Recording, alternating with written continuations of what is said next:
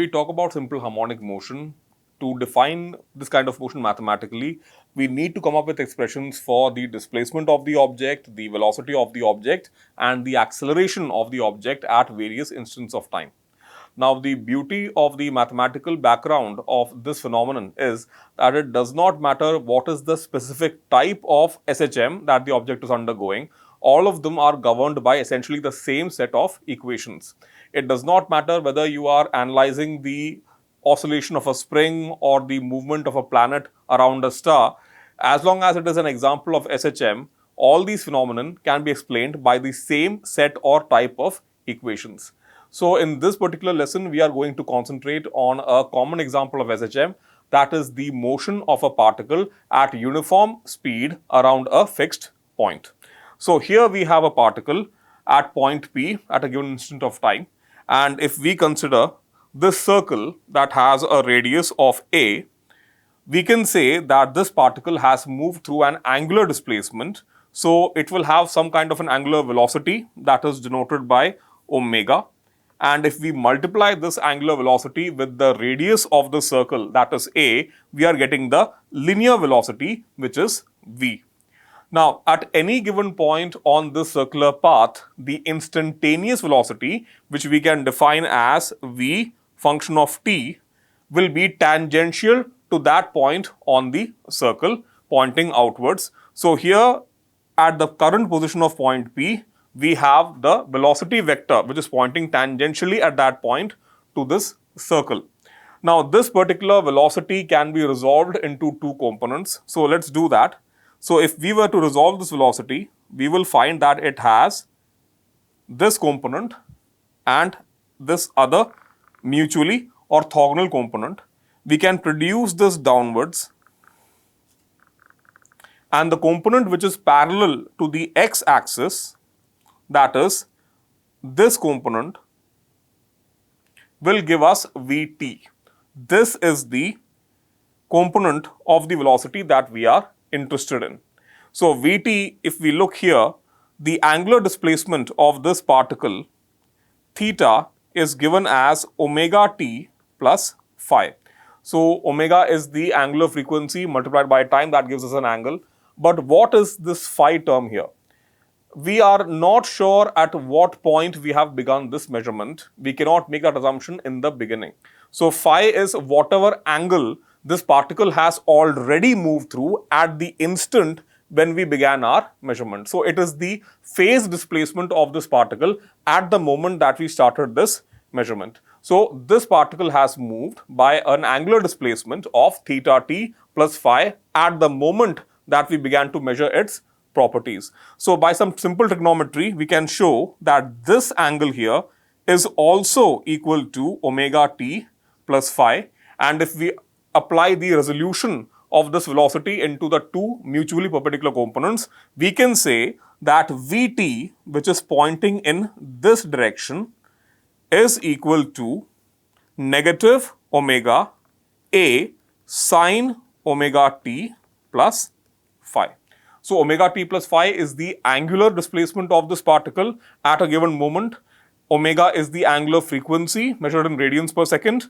A is the radius of the circle, the radius of the circular path through which this object is moving at constant speed.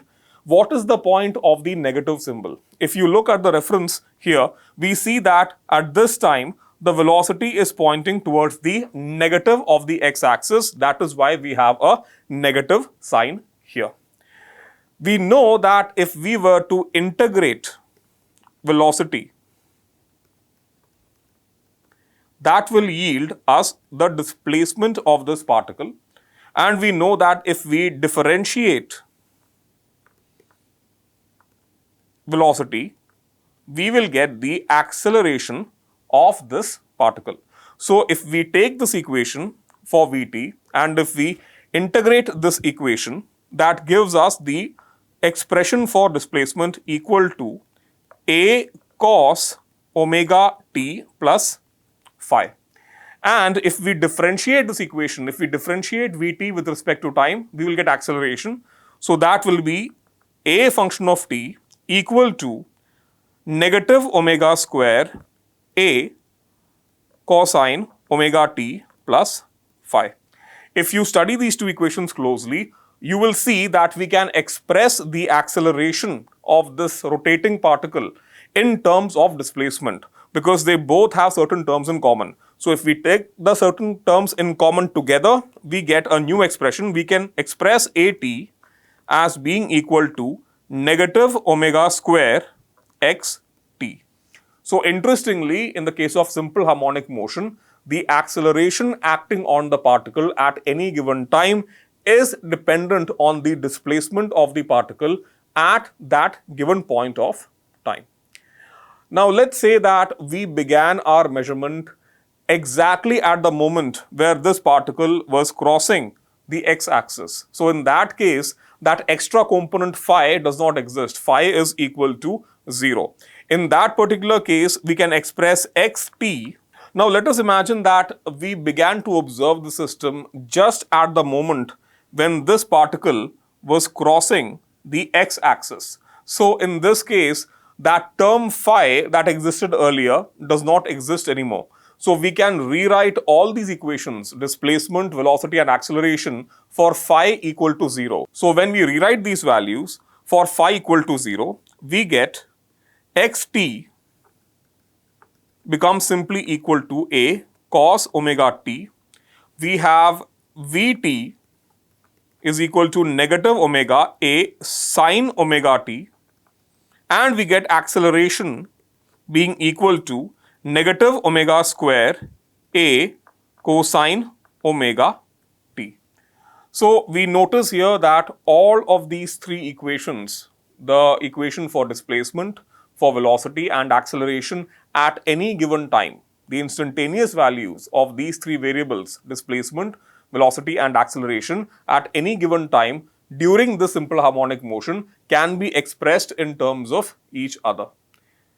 If you look at this graph, you will notice the displacement of phase between these three parameters.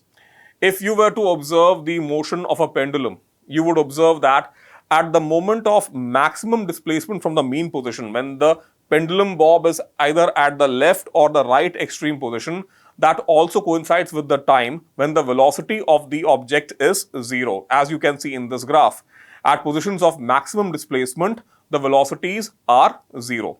We also observe that for any simple harmonic motion, the moment at which the velocity of the object becomes maximum also coincides with the moment where the acceleration becomes 0. As you can see, for any pendulum, when it is moving through the mean position, that is the exact moment of time when the effective acceleration on the pendulum is equal to 0. So using this graph and using these equations, we can gain an intuitive idea of the relationship between the displacement, velocity and acceleration for any kind of simple harmonic motion.